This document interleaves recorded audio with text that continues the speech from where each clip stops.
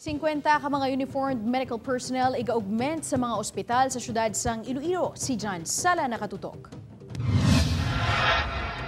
Bangod sa padayon nga pagsaka sang kaso sang COVID-19 sa syudad sang Iloilo, nagapabilin sa gihapon nga high risk ang healthcare utilization rate sang syudad.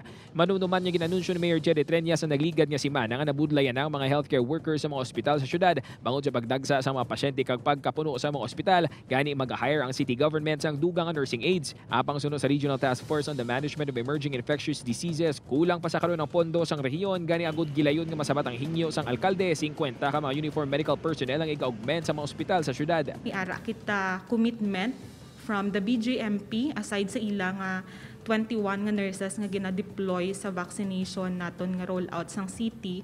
May ara sila idugang nga 10 medical uniform personnel nila nga 10 per week.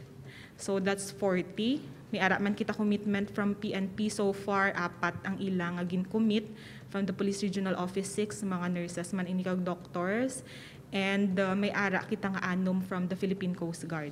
Subong adlaw ginhiwat ang pagpirma sang Memorandum of Understanding sa tunga sang mga ospital kag sang ahensya sang gobyerno na hanungod sa mga Iga-Augment nga personnel. Amo na nga may Memorandum of Understanding kita because ang amo ni nga mga uniform personnel naton can be pulled out anytime because kung may mga insidente iniya nga related man niya sa ilang pagserbisyo ya as a uniform personnel, kinanglan i-attend gid nila.